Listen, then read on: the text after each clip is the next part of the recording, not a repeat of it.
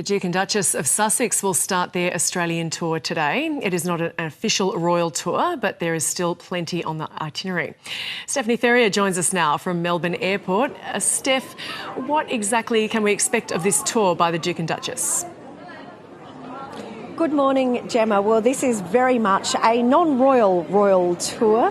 They are, of course, still to be named the Duke and Duchess of Sussex. However, it certainly doesn't have the same amount of pomp and ceremony that we saw when they last visited Australia in 2018. And there was also part of that a much more downgraded way of getting here. They arrived here just after 6:30 on a commercial jet, QF94, from Los Angeles. But as for their itinerary, well, the royal couple says that they are going to be addressing a lot of causes close to their heart, things like mental health, community resilience, and also veterans affairs. And so to that end, we understand that they will both be going off to the Royal Children's Hospital here in Melbourne before the Duchess of Sussex attends a women's shelter.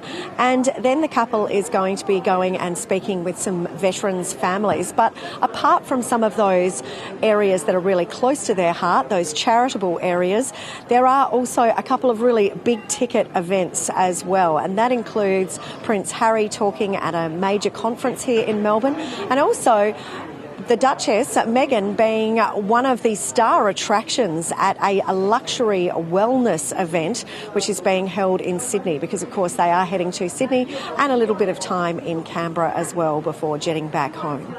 And what can you tell us about, what's been the reaction to them arriving here this morning?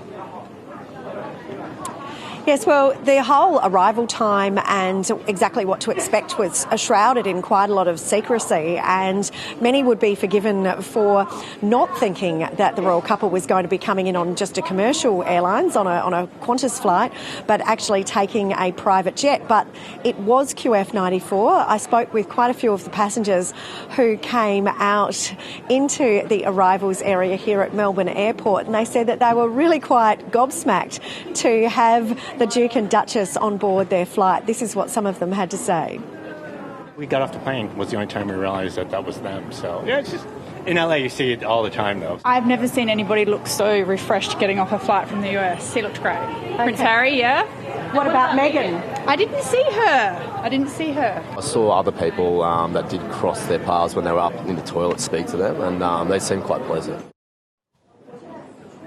So that's just a bit of a snapshot. There were other people who were saying that they really respected the fact that they weren't obviously burning extra emissions by taking a private jet, and they were showing that they were one of the people. Some of the other passengers said that they were chatting to them about their kids and what they were going to be doing here, and they described them as being incredibly pleasant and very polite. Now, the big question, of course, is just how much this might actually cost taxpayers here as well, because, of course, this isn't an official royal visit. I did put that question to Victoria Police, and it said that any of those sorts of questions should be directed in terms of security to the event organisers, not to Victoria Police, but it did say that it could potentially deploy additional resources if required, and did say that it was aware of two very high-profile people coming to Melbourne, and with events like these, sometimes that additional police resource is actually deployed if it is warranted for community safety. But they weren't going to give us any details about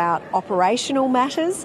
However, what we do know from some of the passengers is that there was a small security detail on board the flight, and they were very quickly taken off the plane, where they met up with Australian officials, and they were actually whisked away in private cars directly from the tarmac. So while they might have been doing that typical trip from LA like everybody else, they certainly didn't have to go through the long process of wading through customs and then coming out into the arrivals hall here.